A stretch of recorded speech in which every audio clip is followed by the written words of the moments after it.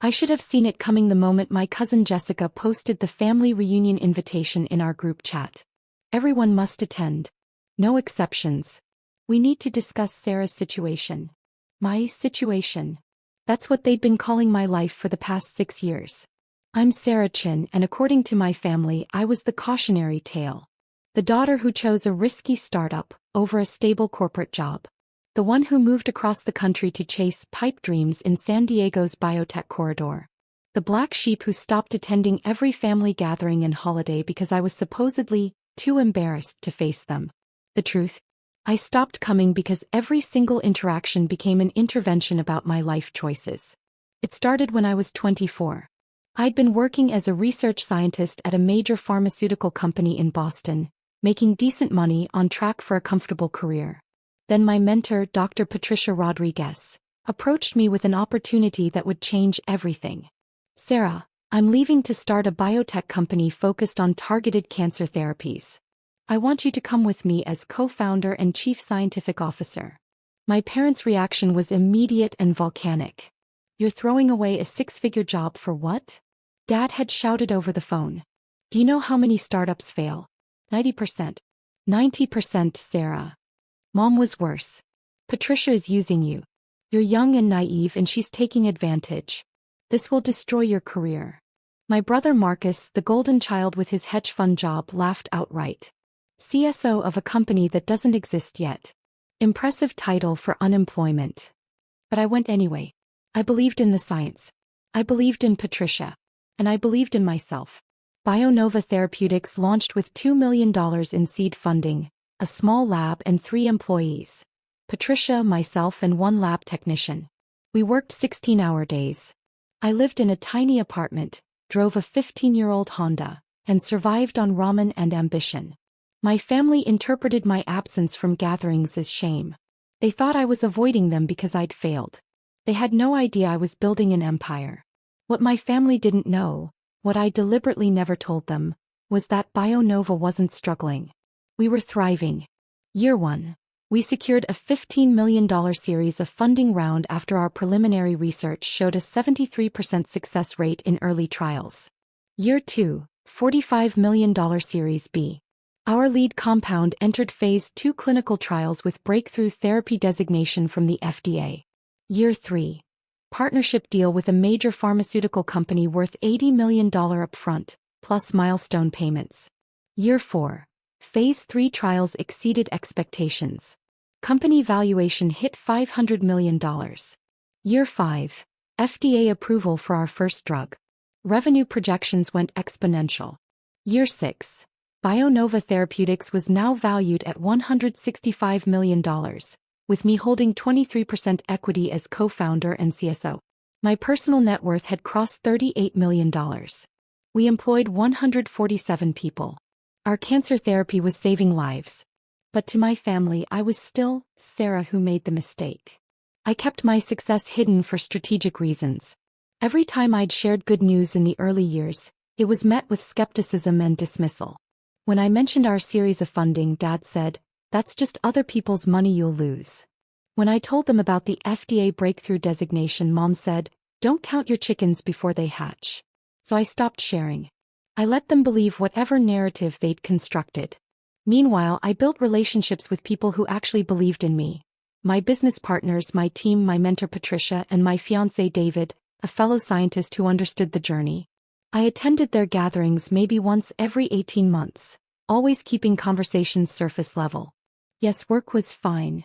No, I didn't want to discuss my finances. No, I didn't need career advice from Marcus. The looks of pity were almost comical. Aunt Linda would pat my hand sympathetically. Uncle Robert would offer to put in a word at his friend's medical device company if I needed a real job. Cousins would ask if I needed money, voices dripping with condescension. I'd smile politely and change the subject. What finally triggered the investigation was my decision to miss Marcus's wedding last year. I was in Switzerland presenting at a major pharmaceutical conference. BioNova had been invited to showcase our research to European investors. It was the opportunity of a lifetime. I sent a generous gift and my regrets. Marcus was furious. He called me selfish, accused me of jealousy, and told everyone I was too broke to afford the trip. Never mind that the wedding was in Boston and I was literally in Zurich discussing a potential $200 million partnership deal. That's when the family narrative shifted from pity to suspicion. She's lying about something, Marcus told everyone. No one just stops coming to everything unless they're hiding something. Mom became convinced I was in financial trouble, possibly even homeless and too proud to ask for help. She's probably living in her car, she told my aunts, who then told their children, who posted concerned messages on social media. Dad developed a theory that I was involved in something illegal. These biotech companies are all scams. She's probably selling fake supplements or involved in some pyramid scheme. The family group chat became a constant stream of speculation about my real situation. They analyzed my rare social media posts like intelligence analysts. Look, same shirt in 3 photos, she can't afford new clothes. That restaurant background looks cheap. Why won't she video call? It would have been funny if it weren't so insulting. The reunion invitation came 3 months ago. My mother's sister, Aunt Carol, was turning 70, and the family was gathering at Uncle Robert's estate in Connecticut for a long weekend celebration. You need to come, Sarah, Mom said on the phone. The whole family will be there. It's important. Something in her tone made me wary. What's really going on? We just want to see you, honey. We're worried about you. We want to help. I should have declined. But David encouraged me to go. Maybe it's time to tell them the truth, he said. You've proven everything you set out to prove. Let them celebrate your success. So I agreed to attend. What I didn't know was that the family had been planning an intervention. They'd collected money, $12,000 total, and hired a private investigator to conduct a comprehensive background check on me. The plan was to present the findings at the reunion, expose whatever I was hiding, and then offer help for my inevitable problems. Marcus orchestrated the whole thing. He was convinced I was either destitute or criminal, and he wanted to save me from myself while simultaneously proving he'd been right about my life choices. I arrived at Uncle Robert's estate on Friday evening, driving my modest Honda. I dressed simply, jeans and a nice blouse. I wasn't trying to prove anything. I just wanted to see my grandmother, wish Aunt Carol happy birthday and leave. The first evening was awkward but manageable. People asked polite questions about work with obvious skepticism. I gave vague answers. Grandma hugged me and told me I looked too thin. I helped Aunt Carol set up decorations for her party. But I noticed the looks. The whispered conversations that stopped when I entered rooms. The way Marcus kept smirking at his phone. Something was coming. Saturday morning, I woke to 17 missed calls and 43 text messages in the family group chat. Emergency family meeting at 2 p.m. Everyone must attend. Sarah, this concerns you directly. We're doing this because we love you. It's time for the truth. My stomach dropped. I called David. They're planning something, I told him. Some kind of ambush. Then don't go, he said immediately. Just leave. I considered it. But then Grandma called. Sweetheart, please come to the meeting. I don't know what your brother has planned, but I want to be there for you. Whatever it is, we'll face it together. That's what made me stay. Not for my parents or Marcus, but for Grandma, who'd always been kind even when she didn't understand my choices. I spent the late morning walking the estate grounds, preparing myself mentally. I called Patricia, who'd become like a second mother to me over the years. They're going to try to humiliate you, she said bluntly. Don't let them. You've built something extraordinary. You have nothing to be ashamed of. I know. I just hate that it's come to this. Then end it today. Tell them the truth. Show them who you really are. Not for them, for you. So you can finally be free of their judgment. He was right. I opened my phone and sent 3 messages. One to my attorney Richard Chin, no relation ironically. One to Patricia. One to David. If things go badly today, I'm ready to pull the trigger on full disclosure. Stand by. Then I went to face my family. Uncle Robert's living room had been arranged like a courtroom. Chairs in rows facing a single chair, obviously meant for me. The whole family was there. Parents, siblings, aunts, uncles, cousins. 23 people total. And in the front, standing next to Marcus, was a man in a dark suit carrying a leather briefcase. Marcus was practically vibrating with excitement. Everyone, please sit down, Uncle Robert said, taking charge. We need to discuss something important regarding Sarah. I remained standing near the doorway. What's going on? Mom stood up and I saw tears in her eyes. Real or performed, I couldn't tell. Sweetheart, we've been so worried about you. You've been distant for years. You won't talk to us about your life. We don't know where you're really living or what you're really doing. So you decided to investigate me? I kept my voice calm. Dad stepped forward. We decided to get the truth.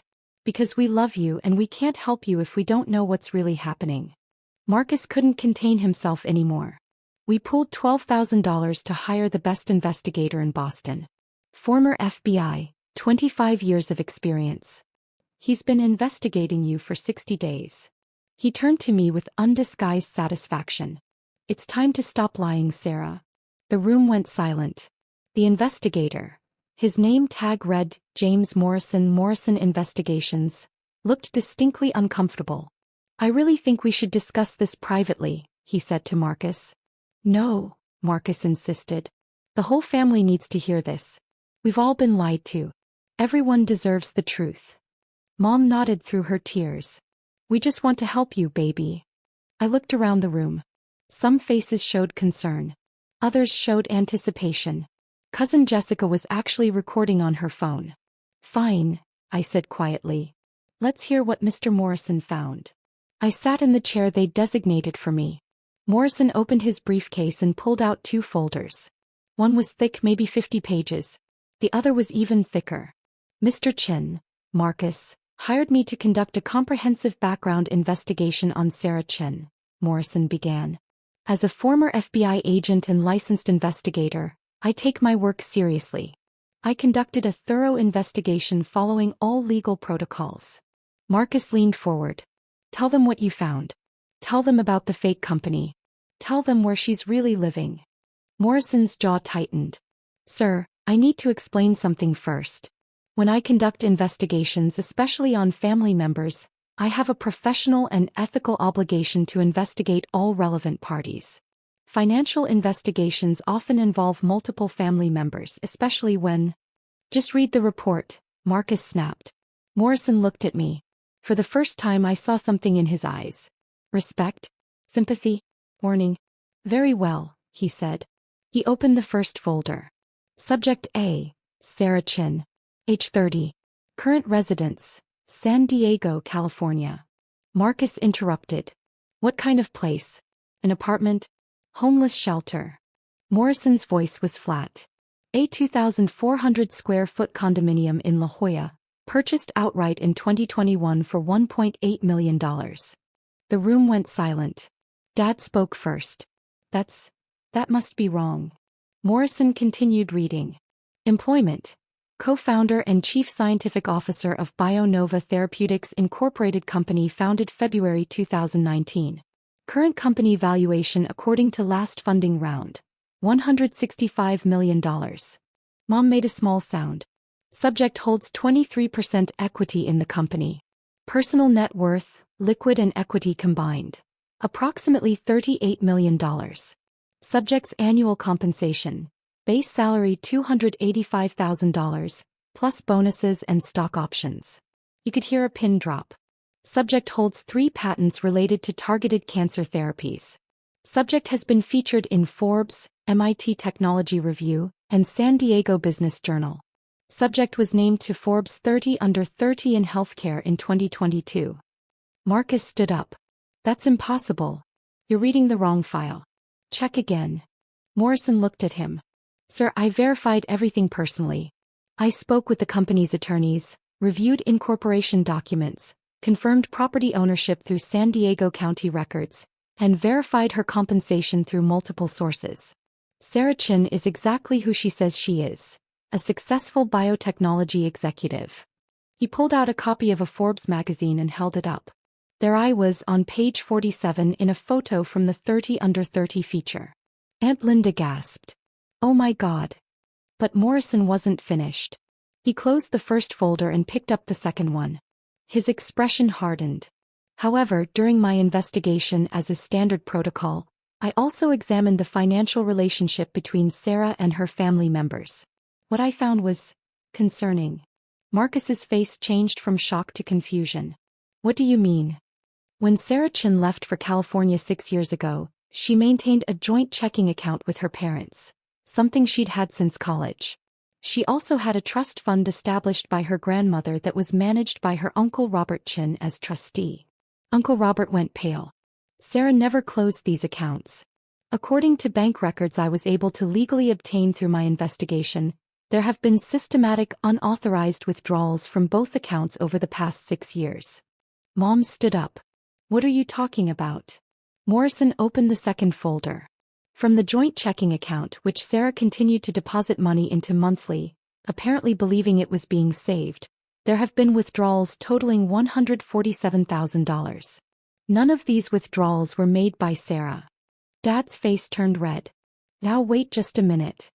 From the trust fund, Morrison continued, his voice getting harder, which was designated specifically for Sarah's use and required trustee approval for any distributions, there have been unauthorized distributions totaling $233,000.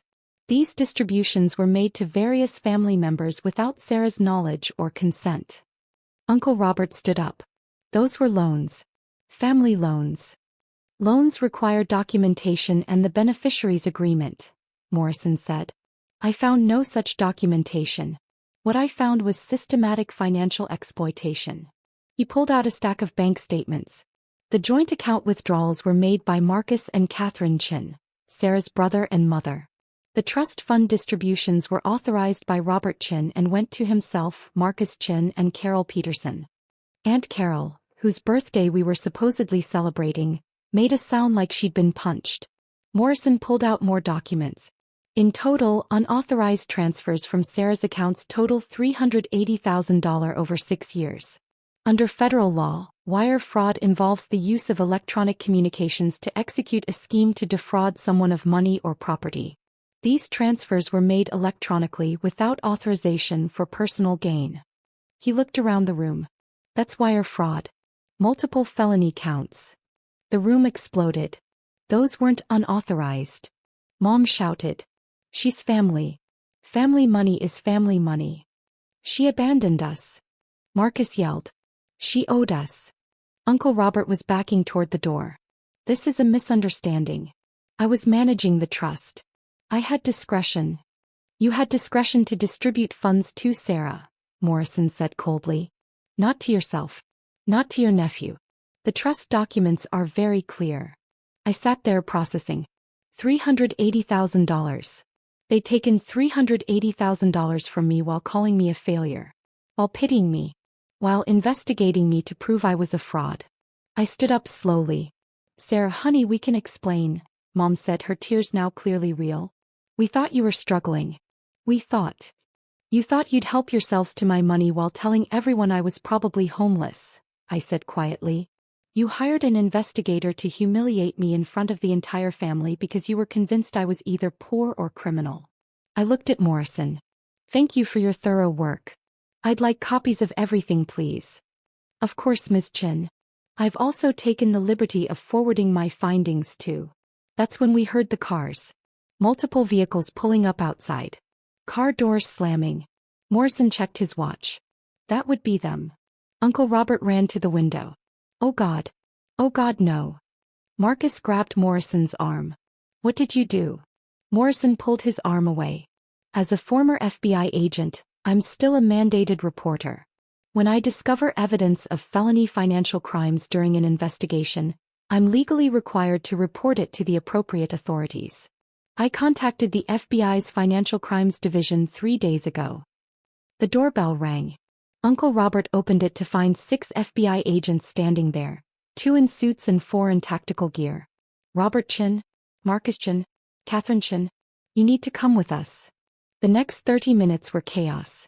Mom collapsed into a chair, sobbing. Dad stood frozen, his face gray. Marcus tried to run for the back door, but 2 agents were already there. This is insane. Marcus shouted as they read him his rights.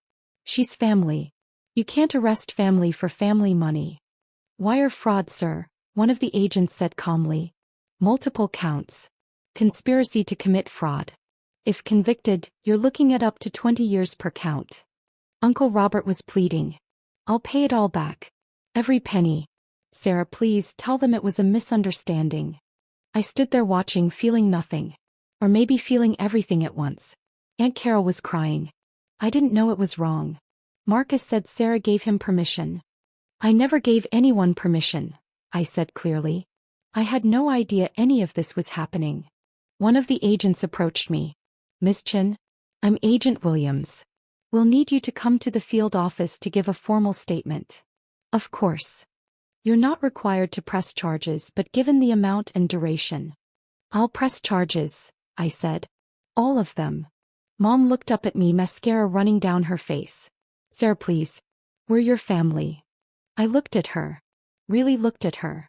This woman who gave birth to me, raised me, and then spent 6 years taking my money while pitying my choices.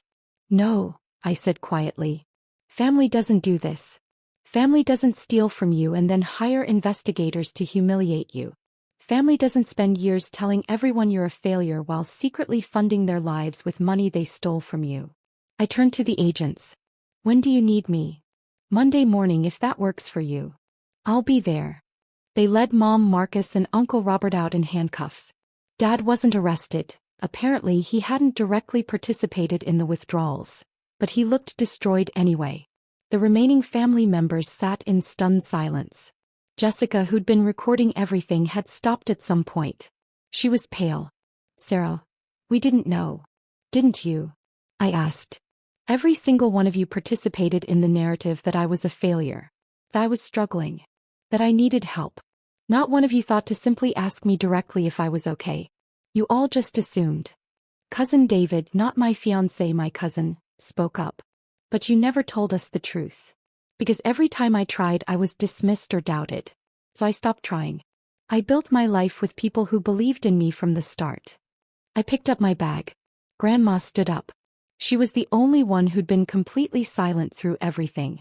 She walked over to me slowly. I'm sorry, she said simply. I should have asked. I should have trusted you. I felt my throat tighten. You were always kind to me, Grandma. Even when you didn't understand. I'm proud of you, she said. Your grandfather would have been too. He always said you had a brilliant mind. That almost broke me. But I held it together. I need to go, I said. I walked out of Uncle Robert's house, got in my 15-year-old Honda, which I kept because it ran perfectly fine and I liked it, and drove away. My phone started ringing before I even reached the highway. David, Patricia, my attorney Richard. I pulled over and called David first. How bad? He asked. FBI arrested 3 of them. Wire fraud charges. $380,000 total. He was quiet for a moment. How are you? I don't know yet. Ask me tomorrow. Come home. I'll be waiting. The legal process took 6 months. Mom, Marcus, and Uncle Robert were all charged with multiple counts of wire fraud and conspiracy. The evidence was overwhelming. Morrison's investigation had documented everything, and the bank records told the full story. Uncle Robert, who had the most legal exposure as the trustee, took a plea deal. He pled guilty to 2 counts of wire fraud, paid back his portion, $89,000, plus penalties, and received 3 years probation with 500 hours of community service. He also lost his job as a financial advisor. His license was revoked. Marcus fought the charges. He went to trial, was convicted on 4 counts, and received 2 years in federal prison. He'll likely serve 14 months with good behavior. Mom also took a plea deal. She pled guilty to 1 count of wire fraud, paid restitution $147,000, and received 2 years probation. Her penalty was lighter because the prosecutor acknowledged she'd been manipulated by Marcus to some degree, though that didn't excuse what she'd done. Dad divorced her 3 months after the arrests. The family fractured completely. Some members sided with Mom and Marcus, claiming I'd overreacted and should have just worked it out privately. These people are no longer in my life. Others reached out with genuine apologies. Grandma, Aunt Linda, Cousin David, and a few others who acknowledged they'd been wrong to judge me without knowing the truth. I accepted their apologies but maintained boundaries. I'm cordial at the rare family gatherings I attend now, but I'm not close with any of them except Grandma. The money was fully recovered, plus penalties and legal fees. I donated the entire amount, $524,000 total, to cancer research foundations. I didn't want it anymore. It felt tainted. Morrison sent me the full investigative report. It was actually fascinating to read. He'd done his job extraordinarily well, documented my entire professional history, interviewed my colleagues under false pretenses, tracked my finances legally through public records and credit reports. The irony was that in doing the thorough job Marcus had paid for, he'd uncovered the truth Marcus couldn't handle. I sent Morrison a thank you note and a $5,000 bonus for his integrity in reporting the crimes. He wrote back, "Miss Chin, I have 3 daughters. I hope if they're ever in your position someone would do the same for them. You built something remarkable. Don't let anyone make you ashamed of that. Ever." I framed that note. It's in my office. BioNova Therapeutics was acquired last month by a major pharmaceutical company for $890 million. My 23% stake was worth $204 million. I'm now Executive Vice President of Research and Development for the parent company, leading a team of 300 scientists. Our cancer therapy has now saved over 4,000 lives. We have 3 more drugs in the pipeline. David and I got married in a small ceremony in San Diego. Patricia officiated. My grandmother attended, along with the few family members I still speak with. The rest of the guests were friends, colleagues, and chosen family, people who believed in me from the start. I think about that day at Uncle Robert's house sometimes. The moment Marcus so confidently announced they'd exposed my lies. The look on his face when Morrison opened those folders. Part of me wishes it had never happened. That my family had just been proud of me. That they'd believed in me instead of judging me. But another part of me knows it needed to happen. I needed to see clearly who they really were. I needed to stop seeking their approval. I built my empire without them. I saved lives without them. I became successful despite their doubt, not because of their support. And that's okay. I don't need them to validate my worth. I never did. Last week I received a letter from Marcus. He's in prison serving his sentence. The letter was 8 pages long, mostly excuses and self-pity, but at the end he wrote, "I should have been happy for you instead of threatened by you. I'm sorry I wasn't a better brother. I haven't decided if I'll respond. Mom sends cards occasionally. She doesn't ask for forgiveness anymore. She just sends updates about small things. The weather, her garden, a recipe she tried. Like we're distant relatives, not mother and daughter. Maybe one day I'll respond to those too. Or maybe not. The only opinion that matters now is my own." I looked in the mirror this morning before heading to the lab. Dr. Sarah Chin, Executive Vice President, Cancer Researcher, Company Co-Founder, Forbes 30 Under 30, Saver of Lives. And I thought, they tried to investigate me to prove I was a fraud. Instead, they proved I was exactly who I said I was all along. Just not the person they wanted me to be. And that's their loss, not mine.